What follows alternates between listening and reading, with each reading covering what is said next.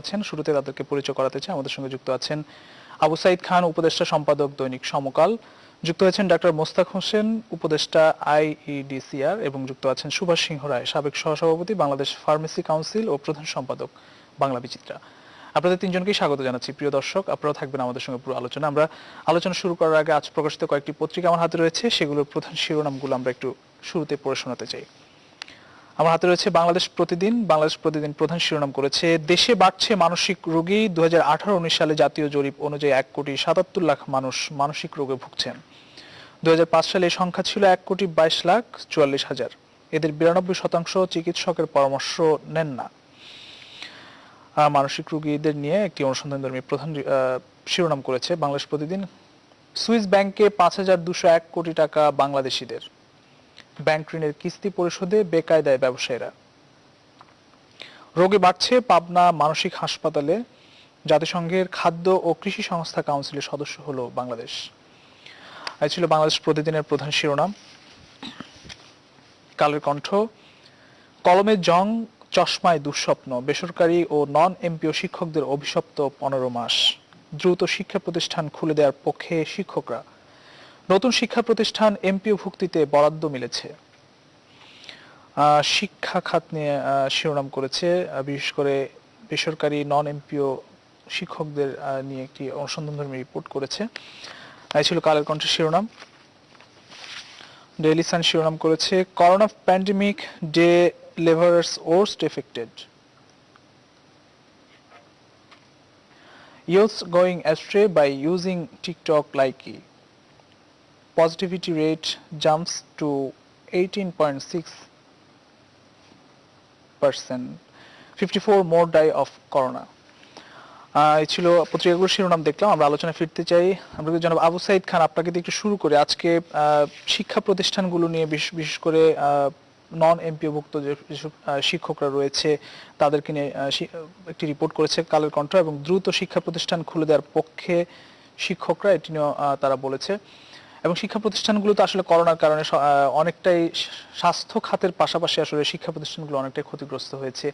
এ নিয়ে আমরা আসলে সুদূর প্রসারে আসলে কোনো পরিকল্পনা, যেহেতু করোনা দীর্ঘমেয়াদী হতে চলেছে, করোনার এখনো প্রভাব কমছে না কোনোভাবে, কি বলবেন সংক্ষেপে যদি বলেন?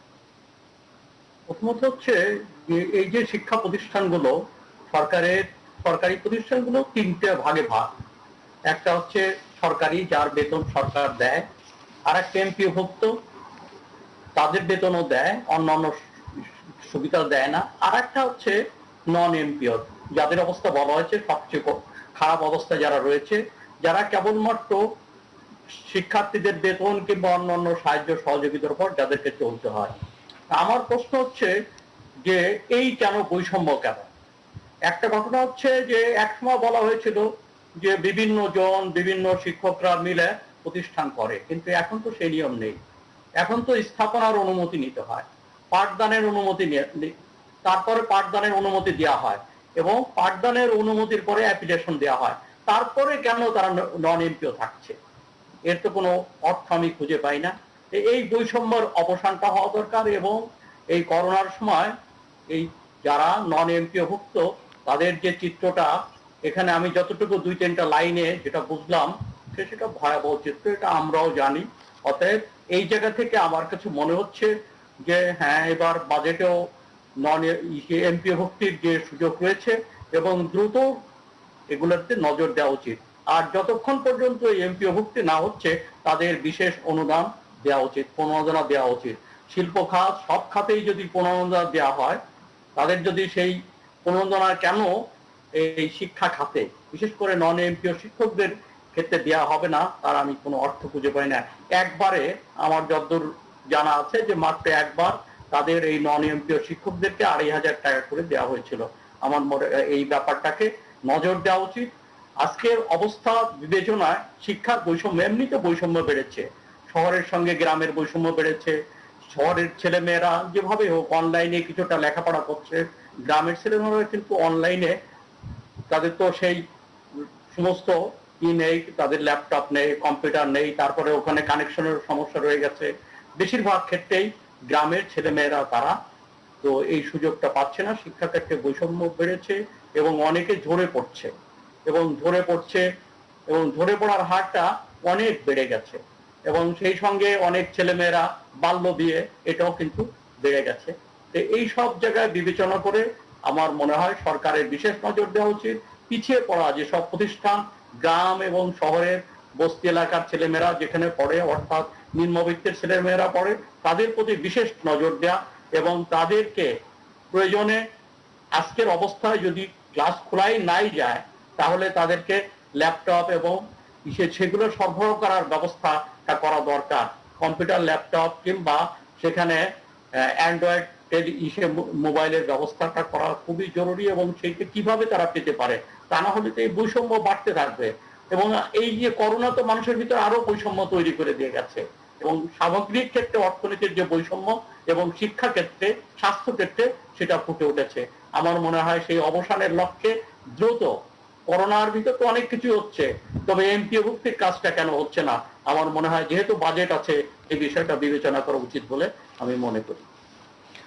আজকে বাংলাদেশ প্রতিদিনের শিরোনাম করেছে দেশে বাড়ছে মানসিক রোগের সংখ্যা, যেখানে 2005 সালে যেটি 1,22,44,000 ছিল, সেখানে 18-19 সালে সেটি 1,77,00,000। আমরা একটু ডাক্তার মোস্তাক হোসেন, আমরা করোনা প্রসঙ্গ নিয়ে কথা বলবো নিশ্চয়ই। আপনার কাছে আসলে এই বিষয়টি নিয়ে একটু আপনার বিশ্লেষণ জানতে চাই। আসলে মানসিক রোগের সংখ্যা দেশে দিন দিনই বাড়ছে, এটি নিয়ে আসলে একটু প্রতিকার দরকার নিশ্চয়ই, আপনি কি বলবেন? ধন্যবাদ। আসলে মানসিক স্বাস্থ্য বিষয়ে আমি বিশেষজ্ঞ না, তবে সাধারণভাবে যেটা বুঝতে পারি যে আমাদের দেশে এমনি মানসিক স্বাস্থ্যটা অবহেলিত। এই বিষয়ে আরো খোঁজ খবর নেওয়া, মানসিক স্বাস্থ্য উন্নয়নের জন্য কাজ করা, সেই বিষয়টা কম পিছিয়ে আছি আমরা। আর করোনার সময় তো মানসিক রোগীর সংখ্যা অনেক বেড়ে গেছে। যারা মানসিক স্বাস্থ্য নিয়ে কাজ করেন তাদের সাথে দু একটি সেমিনারে, ওয়েবিনারে মত বিনিময়ের সময় শুনেছি যে করোনার সময় অনেক বেশি একটা হচ্ছে যে সাধারণভাবে একটা উদ্বেগ, যেটা প্রথম ঢেউয়ের সময় বেশি ছিল, যে কি হবে বা বিশেষ করে বাচ্চাদের কি অবস্থা হবে। তারপরে যারা সমাজের মধ্যে যাদের বয়সটা বেশি, 50-এর উপরে, 60-এর উপরে, তারা একটা মৃত্যু ভয়ের মধ্যে। তারপর যাদের করোনা হয়েছে তাদের তো করোনা হওয়ার সময় অধিকাংশ ক্ষেত্রে প্রথম ঢেউয়ের সময় বিশেষ করে একেবারেই তাদের মানসিক অবস্থা খুবই খারাপ ছিল, এবং হাসপাতালে ভর্তি হওয়া কিংবা বাসায় থাকা, আইসোলেশনে, এই বিষয়টা যে পেশাগতভাবে নজর দেওয়া, সেটা অনেকের অনেক দীর্ঘমেয়াদী ক্ষতি হয়ে গেছে। করোনা উত্তরকালে যে সমস্ত জটিলতা আছে তার মধ্যে মানসিক স্বাস্থ্য আমার মনে হয় 1 নম্বর হবে। রাত্রেবেলা ঘুম হচ্ছে না, দুঃস্বপ্ন থেকে জেগে ওঠা, ক্লান্তি, অবসাদ, কাজে এই সমস্ত কিছু যোগ করলে করোনার প্রতিক্রিয়া হিসেবে মানসিক রোগের সংখ্যা আমার মনে হয় আরো বেশি। যতটুকু তারা, আমি জানি না জরিপের তাদের পদ্ধতি বা ইত্যাদি, নিশ্চয়ই এটি মনে করা খুবই স্বাভাবিক যে আগে থেকেই মানসিক জি, একই সঙ্গে আসলে আপনার কাছে একটি সম্পূরক প্রশ্ন রাখতে চাই। করোনা প্রসঙ্গ নিয়ে সংক্রমণ আসলে হঠাৎ করে এই 1 সপ্তাহের মধ্যে আমরা দেখেছি বেড়েছে প্রায় 15%, আজকে দেখলাম 16% ছাড়িয়েছে করোনার সংক্রমণ। 54 জনের মৃত্যু হয়েছে গত 24 ঘন্টায়। উত্তরবঙ্গে এখন রোগীর সংখ্যা বাড়ছে। আপনি নিশ্চয়ই আমাকে শুনতে পাচ্ছেন, যদি এই বিষয়টি একটু উত্তর দেন। পরিস্থিতি নিয়ন্ত্রণে আসলে এখন কি করা উচিত আসলে?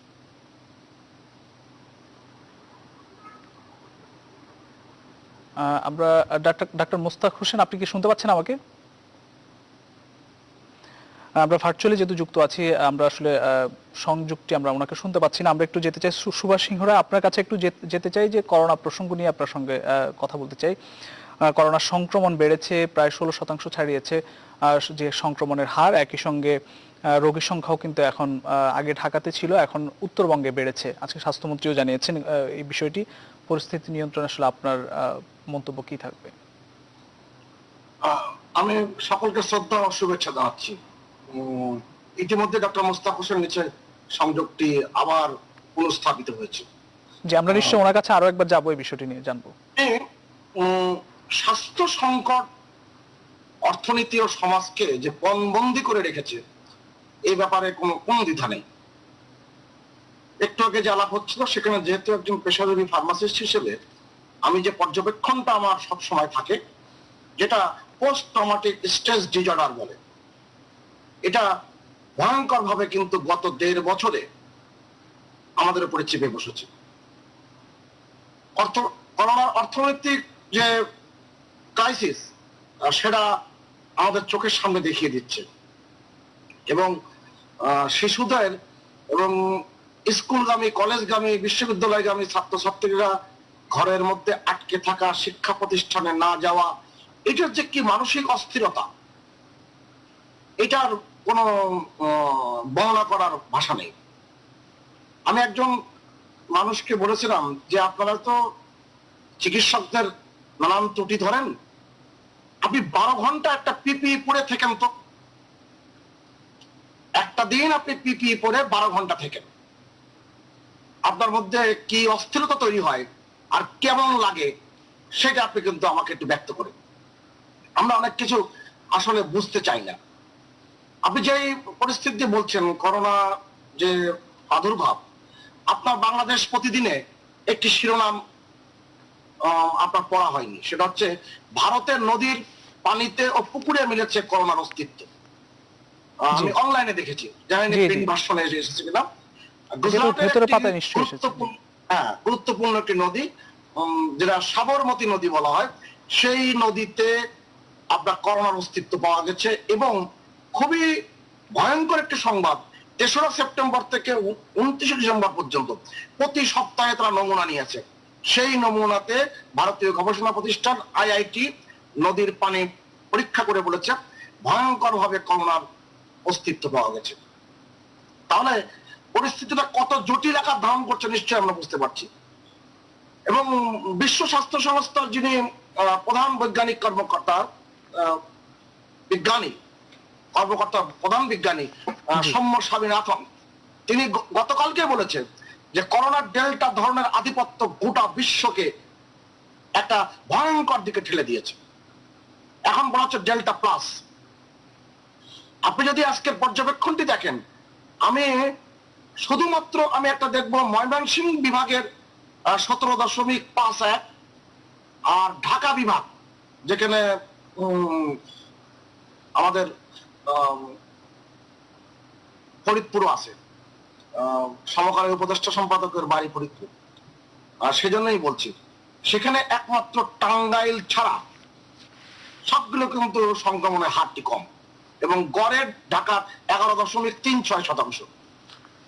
কিন্তু সবচেয়ে আপনি যেটা উল্লেখ করলেন একটা ভয়ঙ্কর দিকে, সেটা হচ্ছে খুলনা বিভাগের পরিস্থিতি বেশ খারাপ, গতকালকেও ছিল খারাপ, তার আগের দিনও খারাপ, এবং চুয়াডাঙ্গাতে 64.18%, আর বাগেরহাটে 49.72%, যশোরে 48.02%। আপনি উত্তরবঙ্গের কথা বলেছিলেন, উত্তরবঙ্গে কিন্তু বেশ দাপটের সাথে কিন্তু করোনা এগিয়ে চলছে। এরকম একটা পরিস্থিতিতে আমরা যদি এখনো যদি সতর্ক না হই, একটি ভয়ঙ্কর পরিস্থিতির দিকে আমরা যাচ্ছি। এবং তার যে একটু আগে বললাম স্বাস্থ্য সংকট, অর্থনীতি এবং সমাজকে পণবন্দি করে ফেলেছে, আরো ভয়ঙ্করের দিকে যাবে। স্কুলে আমরা শুধু একটি বাক্য মন্তব্য করবো, এমপিভুক্ত যে প্রতিষ্ঠানগুলো সেটা নিয়েও অনেক কথাবার্তা আছে, নন এমপিও গুলোর ব্যাপারেও সরকারের বিশেষ নজর দেওয়া প্রয়োজন। কেননা এর থেকে নানান ধরনের অস্থিরতার জায়গা তৈরি হবে। যদিও নন এমপিও শিক্ষা প্রতিষ্ঠানগুলো কিভাবে তৈরি হয় সেটা নিয়ে আমার বিস্তর আমার কথা আছে।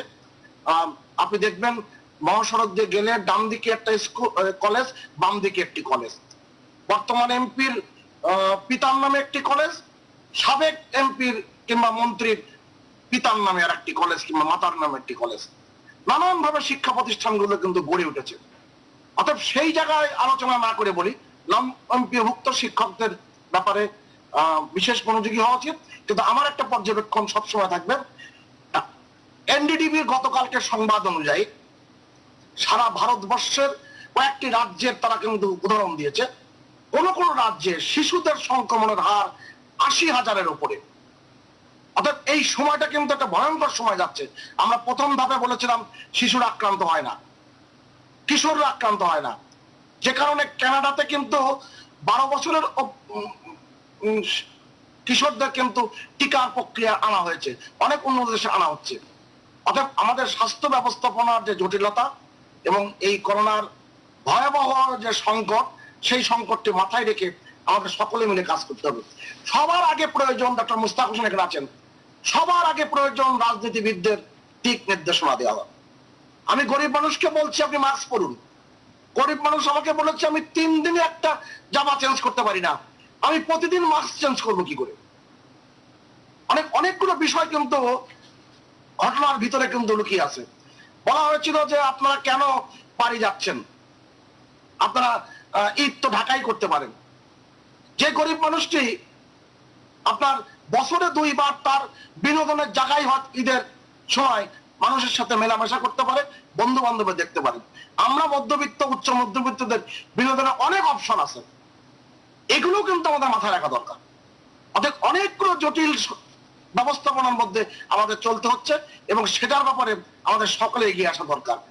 আমি কি করে বলি, আমি কথা বলা বেশি বলে ফেললাম, কি করে বলি যে একজন শ্রমজীবী মানুষকে যে আপনি স্বাস্থ্যবিধি মেনে চলুন, আপনি মাস্ক পরুন, আপনি দূরত্ব বিধি মানুন, আপনি সঙ্গ নিরোধে থাকুন, আমি কি করে বলবো? আমরা যখন যারা গুরুত্বপূর্ণ ব্যক্তি হিসেবে সমাজে প্রতিষ্ঠিত, তারা যখন নিজেরা এই পালন করছে না, যখন তারা দেখছে বড় বড় সমাবেশ হচ্ছে, বড় বড় সমাবেশে বড় বড় মানুষগুলো এসে বক্তৃতা দিচ্ছে, তারা কোনো স্বাস্থ্যবিধি মানছে না, স্বাভাবিক কারণে তাদের মধ্যে কিন্তু এই বিষয়টা সম্প্রসারিত হয়, অতএব তাদের কাছে কিন্তু বার্তা চলে যায়। এগুলো অনেকগুলো জটিল বিষয়, নিশ্চয় ডক্টর মুস্তাক হোসেন আলাপ করতে পারবেন স্বাস্থ্য সংক্রান্ত বিষয় নিয়ে।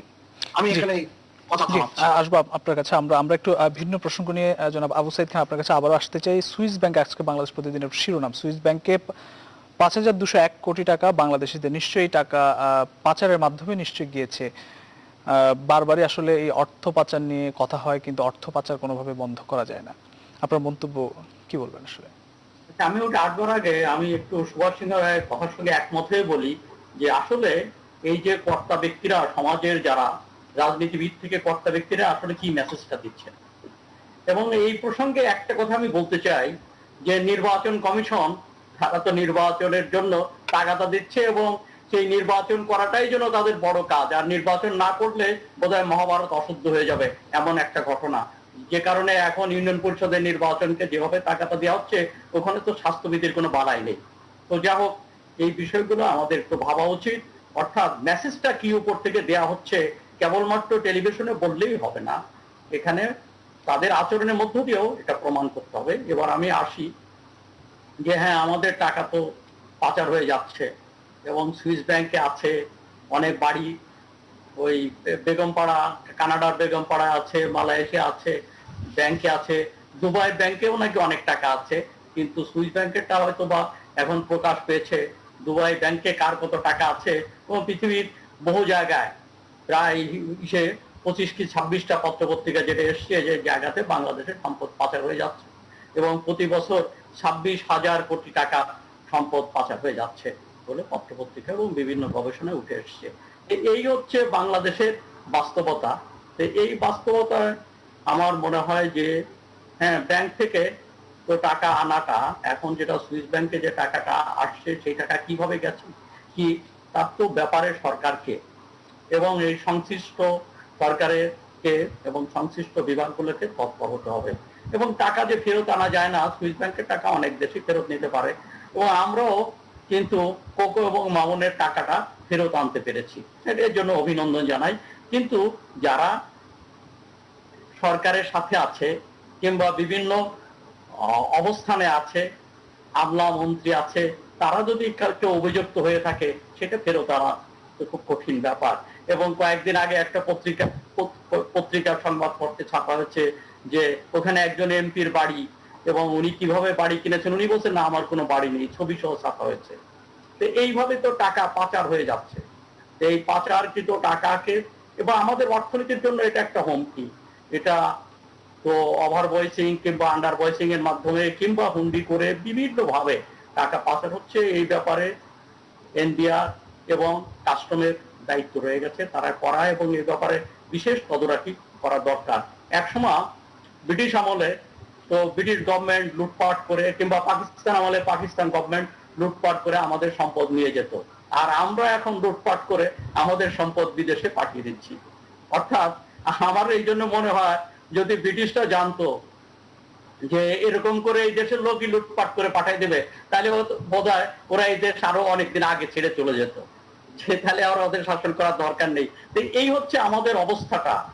এই অবস্থার মধ্য দিয়ে আমাদেরকে, এটা তো দুটো জিনিস, দুটো চরিত্র আমরা দেখছি। একদিকে এখানে হাড় ভাঙ্গা পরিশ্রম করে সেখানে মধ্যপ্রাচ্য এবং বিভিন্ন দেশ থেকে আমাদের শ্রমিকেরা, প্রবাসী শ্রমিকেরা, স্বল্প শিক্ষিত যুবকেরা তারা দেশে রেমিটেন্স পাঠাচ্ছে, বিদেশি বৈদেশিক মুদ্রা পাঠাচ্ছে, এবং সেই টাকায় আমাদের অর্থনীতির চাকা ঘুরছে।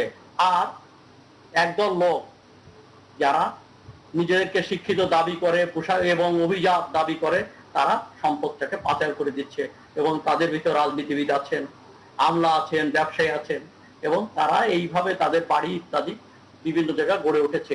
এগুলো আমার মনে হয় খতিয়ে দেখা উচিত, তদন্ত করা উচিত।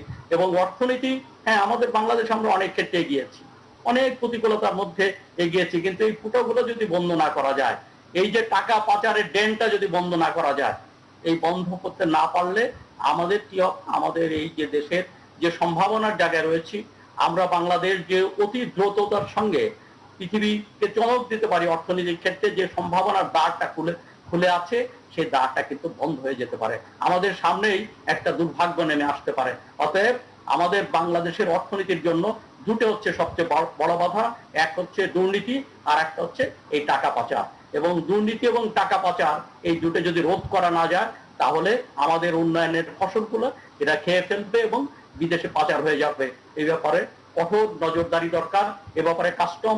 এবং এখানে দুটো জিনিস, একটা হচ্ছে যে এখানে পলিটিক্যাল উইলটা দরকার, রাজনৈতিক সদিচ্ছা দরকার, এবং রাজনৈতিক অঙ্গীকার যদি থাকে, পলিটিক্যাল কমিটমেন্ট যদি থাকে, তাহলে এখানে, হ্যাঁ, প্রশাসনিক যে ঘাটতি আছে সেটা দূর করা সম্ভব, এখানে আইনের যে ঘাটতি আছে সেটাও দূর করা সম্ভব হবে। আগে এই ডিটারমিনেশনটা, অর্থাৎ রাজনৈতিক নেতৃত্বে এই ডিটারমিনেশনটা দরকার। এবং এই ব্যাপারে, হ্যাঁ, জাতি ঐক্যমত্য আছে, সমস্ত মানুষ চাইছে এবং সাধারণ মানুষ চাইছে যে এই পাচারের রাস্তাটা বন্ধ হোক, কিন্তু বন্ধ করতে পারছি না। আমি এক লাইনে শেষ করি, এবং সেই ব্যাপারে আমার মনে হয় ত্বরিত সিদ্ধান্ত নেওয়া সময়ের দাবি। জি, থাকুন আপনি আমাদের সঙ্গে। আমরা একটু যেতে চাই করোনা প্রসঙ্গ নিয়ে জানতে চাই একটু ডাক্তার মোস্তাক হোসেন আপনার কাছ থেকে। দেশে সংক্রমিত 68% মানুষের শরীরে ভারতীয় ভেরিয়েন্টের কথা শনাক্ত হওয়ার কথা বলা হচ্ছে, এবং ডেল্টা ভেরিয়েন্টের দাপট পুরো বিশ্বে, যেটি WHO বলছে। স্বাস্থ্যবিধির উপর আসলে আমরা কতটা জোর দিচ্ছি? এখন আমরা যেটি দেখছি যে, যেটি জনাব সুভাষ সিংহ রায় বলছেন, বিভিন্ন জেলার পরিসংখ্যান দিয়ে বলছেন যে সেখানে কোথাও 48%, কোথাও 65% সংক্রমিত আসলে ধরা পড়ছে, যেগুলো আমাদের সীমান্ত এলাকা রয়েছে। তো আসলে আমরা এটি কিভাবে নিয়ন্ত্রণ করব, বা এখন সারা দেশের যে চিত্র সেটি হচ্ছে 18.6% আসলে সংক্রমণের যে হার, কি বলবো?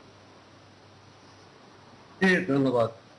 আসলে সংক্রমণ কমাতে হলে প্রত্যক্ষ পদ্ধতি হচ্ছে, যত লোক শনাক্ত হচ্ছে যারা হাসপাতালের বাইরে, অর্থাৎ যাদেরকে হাসপাতালে যেতে হয় না কিন্তু মৃদু লক্ষণ যুক্ত আছে অথবা কারো কারো লক্ষণ নেই, তাদের সবাইকে ব্যবস্থাপনায় আনা, সেই ব্যবস্থাপনা, চিকিৎসা ব্যবস্থাপনা, চিকিৎসা পরামর্শ, তিনি যেন আইসোলেশনে থাকতে পারেন তাকে সহায়তা দেওয়া, এটা হচ্ছে আমাদের প্রত্যক্ষ পদ্ধতি। এটি সরকারের দায়িত্ব, প্রশাসনের দায়িত্ব, সমাজকে সহযোগিতা করতে হবে। পরোক্ষ পদ্ধতি হচ্ছে আপনি যেটা বললেন, যে সবাই স্বাস্থ্যবিধি মেনে চলা, যে সংক্রমণটা আমি চোখে দেখছি না বা বুঝছি না, তা থেকে বাঁচবার জন্য আমরা সবাই নাকে মুখে মাস্ক পরবো, সঠিক নিয়মে সাবান দিয়ে হাত ধোবো যদি কোনো অজানা জিনিস স্পর্শ করার পরে বা বাইরে কোনো কিছু স্পর্শ করার পরে, এবং অবশ্যই অন্যের কাছ থেকে দূরত্ব বজায় রাখবো, কমপক্ষে 2 হাত। এই আমাদের প্রত্যক্ষ যে কাজটা, সেই কাজটাকে বাদ দিয়ে শুধু এটা করলে কিন্তু হবে না। আমাদেরকে যত কষ্টই হোক, এটা কিন্তু সম্ভব সমাজের সহযোগিতায়। স্বাস্থ্য কর্তৃপক্ষ, প্রশাসন, আইন শৃঙ্খলা কর্তৃপক্ষ করে একটা কথা আছে, এখানে লাল পতাকা টাঙিয়ে ভীতি সঞ্চার করা যাবে না। এক্ষেত্রে সহযোগিতামূলক মনোভাব দেখাতে হবে। চিহ্ন যদি দিতেই হয়, হাসপাতালের চিহ্ন দেওয়া যেতে পারে, বা রেড ক্রিসেন্টের অনুমতি নিয়ে সেটা দেওয়া যেতে পারে। অন্য কোনো কিছু, লাল পতাকা হলে যার বাড়িতে লাল পতাকা দেওয়া হবে, তিনি এই লাল পতাকার ভয়ে কিন্তু আর মানুষ টেস্ট করতে আসবে না। এখানে আরো বিশেষ কিছু আছে, সহযোগিতামূলক ভাব করতে হবে। কাজে করোনা শনাক্ত প্রতিদিন 3000, 3500 হচ্ছে, এটি এখনো সম্ভব। বিভিন্ন জেলায় হচ্ছে, শহরের ঘনবসতি এলাকা হয়তো একটু কঠিন, সেখানে যদি খুব বেশি বেড়ে যায়, সেখানে স্থানীয়ভাবে সামাজিক কোয়ারেন্টাইন, যাকে আপনারা লকডাউন বলেন, সেটি করা যেতে পারে।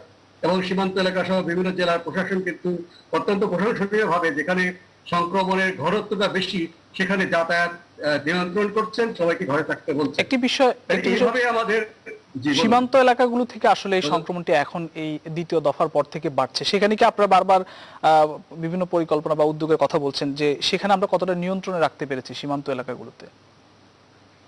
দেখুন, 100% সংক্রমণ ঠেকানো যায় না। কোনো দেশে কোনো যুগে এই মহামারী বিলম্বিত করা যায়, ধীর গতি সম্পন্ন করে দেওয়া যায়। এই ধীর গতি হলে অন্যান্য এলাকার মানুষ প্রস্তুতি নেওয়ার সময় পাবে, হাসপাতালগুলো সময় পাবে, সরকার সময় পাবে। অত্যন্ত সফলভাবে এই সীমান্ত এলাকাগুলোতে সরকার ঈদের পরপরই সীমান্ত নিয়ন্ত্রণ করেছেন এবং সংক্রমণ পাওয়া মাত্রই স্থানীয় স্বাস্থ্য কর্তৃপক্ষ, প্রশাসন, আইন শৃঙ্খলা বাহিনী সে যাতায়াত বন্ধ করেছে চাঁপাইনবাবগঞ্জ, সাতক্ষীরা এবং রাজশাহী বিভিন্ন জেলায়। ফলে সংক্রমণটা বাংলাদেশে নেপালের মতো বিশাল ঢেউয়ের মতো আমাদেরকে প্লাবিত করে। তবে বিশাল ঢেউয়ের মতো হঠাৎ করে প্লাবিত না করলেও এখন কিন্তু ধীরে ধীরে পানি বেড়ে সেই প্লাবনের দিকে কিন্তু আমরা যাচ্ছি। আমরা এই সময়টা পাওয়ার কারণে অনেক কিছুই আমরা এখন সেই কোর্স হচ্ছে।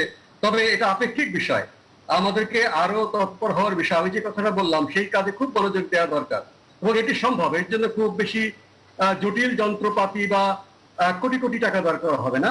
মানুষকে সংগঠিত করা, আমাদের সামাজিক শক্তি আছে, আমাদের সমাজের যে সহমর্মিতা, ভ্রাতৃত্ববোধ আছে, যাতে যেটা আমরা প্রথম ঢেউয়ের সময় মার্চ এপ্রিল মে মাস কিন্তু দেখেছি, সেটিকে জাগিয়ে তুলতে হবে। সেটা জনগণের যারা নেতা, জনগণের যারা প্রতিনিধি, স্থানীয় ধর্মীয় সেই প্রতিনিধি, স্থানীয় শিক্ষক, পাড়ার ছাত্র, তরুণ, যুবক, তাদেরকে যদি সংগঠিত করা যায় নেতাদের নেতৃত্বে, নিশ্চয়ই এই পারস্পরিক সহযোগিতার ভিত্তিতে যারা শনাক্ত হচ্ছেন তারা ভয় না পেয়ে তারা ভাববেন যে আমি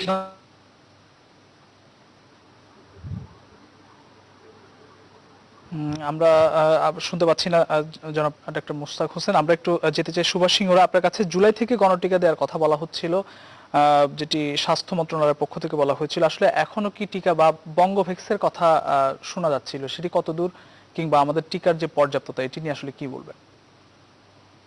টিকা নিয়ে কথা বলার আগে আমি একটু কথা যোগ করি। আবু সাইদ খান ভাই সবসময় সোজা সাপটা কথা বলেন এবং আমি মনে করি সবকিছু ধামা চাপা দেওয়া ঠিক না। ধামা চাপা দিতে দিতে দেখা যাবে ধামাকে চাপা দেওয়ার জন্য আর কোনো কিছু খুঁজে পাওয়া যাবে না। স্বাভাবিক কারণে আমি মনে করি যে এই বিষয়গুলো আলোচনা হওয়া দরকার, কিন্তু বস্তুনিষ্ঠ এবং তথ্য সমৃদ্ধ আলোচনা হওয়া দরকার এবং তথ্য সত্য থাকা দরকার, প্রমাণিত সত্য নিয়ে কথা বলা দরকার। আমরা গবেষণা প্রতিষ্ঠানে অনেক গবেষণা করি, কিন্তু যখন আমরা আন্ডার ইনভয়েসিং এবং ওভার ইনভয়েসিং এটার উপরে যখন অনুপাত ধরে আমি পাচার হওয়ার অঙ্ক হিসেব করি, সেই অঙ্ক আমি মানতে রাখি না। অতএব এগুলোর তথ্য সত্য থাকতে হবে। এই খুব ভালো করে বলে দেওয়া যায় 1 লক্ষ কোটি টাকা পাচার হয়েছে, অমুক গবেষণা প্রতিষ্ঠান বলেছে। সরকারের উচিত তার গবেষণা প্রতিষ্ঠানের মাধ্যমে সেই তথ্যগুলো যাচাই বাছাই করে মানুষের সামনে উন্মোচন করা। প্রমাণিত সত্য কি? আবু সাইদ খান যেটা বলেছেন প্রমাণিত সত্য, তারেক রহমানের ছোট ভাই আরাফাত রহমান কোকোর টাকা ফিরে এসেছে, মামুন সাহেবের টাকা এসেছে, এবং সালাউদ্দিন কাদের চৌধুরীর মৃত্যুর পর ওখানকার সরকার, ইংল্যান্ডের সরকার, সেখানে তারা বলেছে 8,000 কোটি টাকার তার সমস্ত সম্পদ পাওয়া গেছে ব্যাংকে, এবং বাংলাদেশ সরকারকে জানিয়েছে এবং সেই ব্যবস্থা কিন্তু এগিয়ে যাচ্ছে। হংকংয়ে মোর্শেদ খান, যিনি পররাষ্ট্রমন্ত্রী ছিলেন, একেবারে ঘর বাড়ির লোকজন সহ তিনি এই করোনাকালীন সময় বিমানে চড়ে, বিশেষ বিমানে চড়ে চলে গিয়েছেন। আর একজনের বিমান চলে যাওয়া নিয়ে অনেক কথা হয়েছে, কিন্তু মোর্শেদ খানের যাওয়া নিয়ে কথা কিন্তু হয়নি। এটাই কোনো গোলমেলে তথ্য। এবং সেই মোর্শেদ খানের হংকংয়ে 19 লক্ষ কোটি টাকা তার শেয়ার পাওয়া গেছে তার শেয়ার বাজারে। এইগুলো প্রমাণিত সত্য। অপ্রমাণিত সত্যের একটা তথ্য সত্য থাকতে হবে। সেই তথ্য সত্যটি আমি যতই আমার যখন আমদানি রপ্তানি বেড়ে যায়, তখনই আমরা পণ্ডিত জনের কেউ কেউ আমরা গুণ করে ফেলি যে ওভার ইনভয়েসিং কত হতে পারে, 3% কিংবা 5%। ওইটাকে আমি টোটাল রপ্তানি এবং আমদানি দিয়ে গুণ করি, গুণ করে আমরা এটা তথ্যটা যোগ করি। এগুলো কিন্তু আমরা দেখেছি। পুলিশ নিয়ে যখন দুর্নীতি হিসেব করা হয়, তখন জিডি সারা বাংলাদেশে কতটা জিডি হয়েছে, সেই জিডি 500 টাকা কিংবা 1000 টাকা গুণ করে সেই জিডির উপরে কিন্তু একটা হিসাব করা হয় পুলিশ কতটা দুর্নীতি করেছে অর্থনৈতিকভাবে। অর্থাৎ অনেকগুলো বিষয় কিন্তু অপমানিত সত্য। আমাদের এখন সময় এসেছে, বাংলাদেশ 32তম দেশ যে পারমাণবিক বিদ্যুৎ কেন্দ্র উৎপন্ন করছে, 57তম দেশ, আমাদের মাথার উপরে স্যাটেলাইট কিন্তু উঠছে। বাংলাদেশ বিশ্ব ব্যাংকে চ্যালেঞ্জ করে আজকে পদ্মা সেতুর মতন সেতু সম্পন্ন করার পথে। অর্থাৎ বাংলাদেশ এখন অন্য দেশকে ঋণ দিচ্ছে। বাংলাদেশ এখন ঋণ পাওয়ার জন্য খুব আগ্রহী, খুব বেশি না, ঋণ দেওয়ার ক্ষেত্রে তারা এগিয়ে যাচ্ছে। অর্থাৎ এই ক্ষেত্রে আমাদের শৃঙ্খলা, যেটা আবু সাইদ খান বললেন, সুশাসন থাকা দরকার এবং সেই সুশাসনের জন্য বাংলাদেশের সুরাজনীতি প্রয়োজন। আমি একটা বাক্য শুধু বলবো এই করোনাকালীন সময়ের যে ব্যবস্থাপনা নিয়ে। আমার খুব অবাক লাগে যে আমরা যখন এই করোনাকালীন সময়ে যখন অনেক বক্তব্য নিয়ে হাজির হয়, আমাদের কেন জানি শুধুমাত্র সরকারকে দোষারোপ করবার জন্য এক ধরনের প্রচেষ্টা সবসময় কিন্তু আমাদের মধ্যে থাকে এবং ধরেই নি যে সরকার এটা করেনি। এক কথা বলে রাখি, পরের সময় না পেলে, গণটিকা কর্মসূচি যখন এই সরকার প্রথম মাননীয় প্রধানমন্ত্রীর নেতৃত্বে হয়, তখন বাংলাদেশে যখন টিকা 7ই ফেব্রুয়ারি রোল আউট হয়েছিল, তখন পৃথিবীতে 132 দেশ টিকা পায়নি। এর আগে বিস্তর কথা বলা হয়েছে, এই টিকা ভালো টিকা না, এই টিকা ইন্ডিয়ান টিকা, এই টিকাতে কাজ হবে না। এবং অনেক শিক্ষিত মানুষ আমাকে বলেছে আমি টিকা এখন নিব না, আমি দেখব তার প্রতিক্রিয়া কি হয়।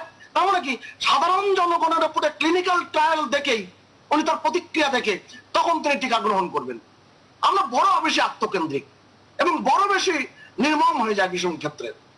তারপরে ভারতের যে ভয়ঙ্কর পরিস্থিতি, এর জন্য অবশ্যই ভারতের রাজনীতি ভীষণ রকম দায়ী, এভাবে বলতে দ্বিধা নেই।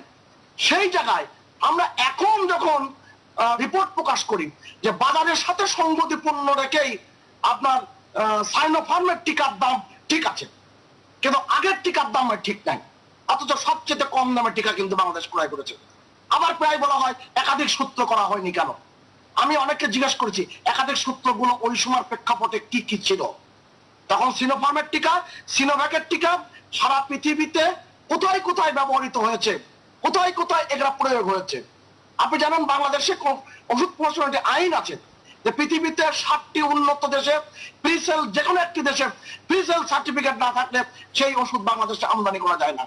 অনেকগুলো বিষয় কিন্তু যুক্ত হয়ে আছে। আমরা একদম শেষ পর্যায়ে চলে আসছি, আপনি যদি 30 সেকেন্ডে শেষ করেন। আমি আর বাদ বিস্তার করতে চাই না। মুস্তাক ভাইয়ের কথা দুইবার থেমে গেল, আমার খুবই আগ্রহ মুস্তাক ভাইয়ের কথা শুনবার জন্য।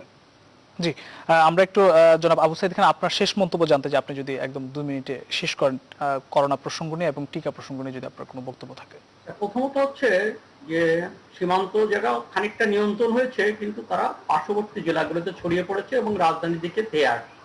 যেমন সুভাষ সিংহ রায় বলছেন ফরিদপুরের অবস্থা কিন্তু খারাপ, এবং ঢাকা বিভাগের মধ্যে ফরিদপুরের অবস্থা, এখানে নড়াইল, মাগুরা, ফরিদপুর এর অবস্থা খুবই দ্রুত অবনতি ঘটছে।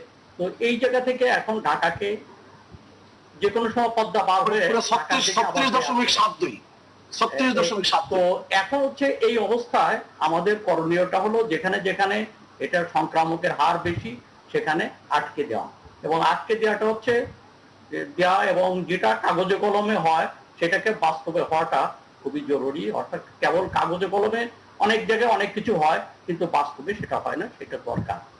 আরেকটা হচ্ছে যে হ্যাঁ, যে আটকে দেওয়া এবং স্বাস্থ্যবিধি মেনে চলা, তার সঙ্গে টিকাটাকে আমাদের দিতে হবে। টিকা দেওয়ার কোনো বিকল্প নেই, কিন্তু টিকার ক্ষেত্রে আমরা হ্যাঁ এগিয়েছিলাম, আবার পিছিয়ে পড়েছি, সেখানে আমাদের নিশ্চয়ই ভুল আছে। ভুল টিকারে কোনো গ্লানি থাকা উচিত না যে একটা উৎসের উপর নির্ভর করাটা যথেষ্ট ভুল ছিল, এবং সেখানে অন্য অন্য উৎস ছিল, এখানে চীন এবং রাশিয়া হাত বাড়িয়েছিল, আমরা তাদের সাথে সহযোগিতা গ্রহণ করিনি, এটা প্রমাণ করে দিতে পারি যে আমরা গ্রহণ করিনি। আর একটা হচ্ছে জরুরি অবস্থায় 7 দেশ এটা কোনো জায়গায় মানা হয় নাই, এমনকি বাংলাদেশের পক্ষেও এটা মানা সম্ভব না যে 7 দেশ অ্যাপ্রুভাল দিল তারপরে এটা হবে। অনেক ক্ষেত্রে এটাও হয়েছে যে তারা নিজেরা জরুরি ভিত্তিতে বিভিন্ন দেশ তারা টিকাগুলোকে অ্যাপ্রুভ করেছে। 30 সেকেন্ডে যদি শেষ করেন।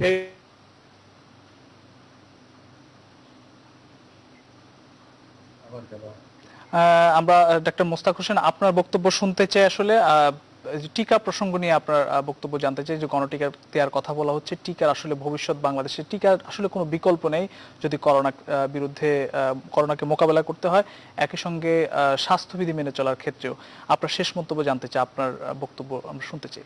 জি ধন্যবাদ। আমি যে দুটি পন্থার কথা বললাম, প্রত্যক্ষ পরোক্ষ, টিকা হচ্ছে ভবিষ্যৎ সংক্রমণ থেকে প্রতিরক্ষার জন্য আমাদের দিতে হবে। টিকার বিষয়ে এখনো পর্যন্ত আমাদের জনগোষ্ঠীকে যথেষ্ট দেওয়ার জন্য আসেনি, আশা আছে। আমরা সবাইকে দ্বিধাদ্বন্দ্ব ছেড়ে টিকাটা নিতে হবে। টিকা দিলে একটা জিনিস আমরা নিশ্চিত বলতে পারি, এই হাসপাতালে যাওয়ার সংখ্যা অনেক কমে যাবে, মৃত্যুর সংখ্যা অনেক কমে যাবে, এবং সেই ভিত্তিতে আমরা বাংলাদেশে দ্রুত আমরা অনেক যে কাজগুলো আমরা করতে পারছি না সেগুলো করতে পারবো।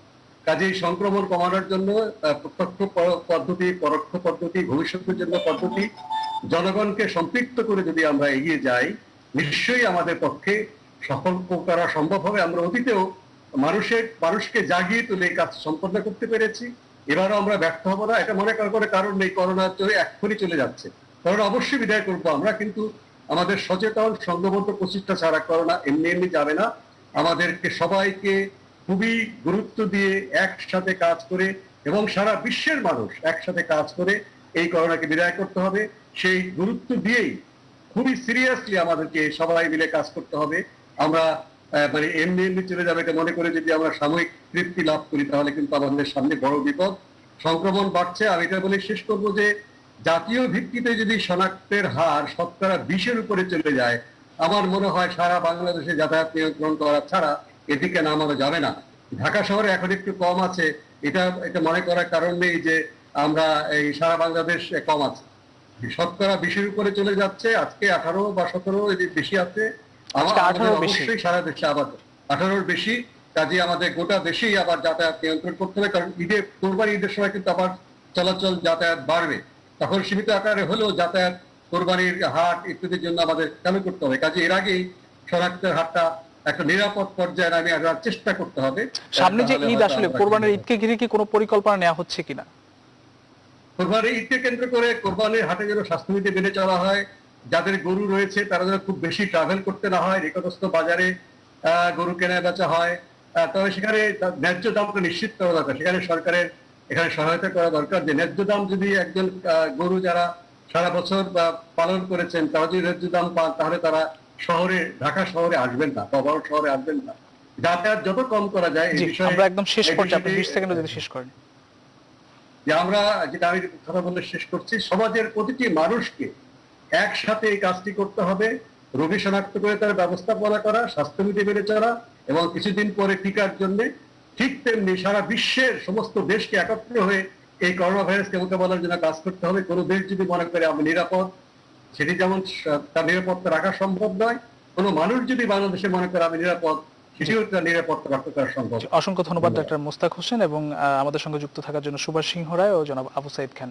আপনাদেরকে আবারও ধন্যবাদ জানাচ্ছি। প্রিয় দর্শক, নিউজরুম সংলাপ আজ এখানে শেষ করছি। আবার দেখা হবে আগামীকাল একই সময়। শুভরাত্রি।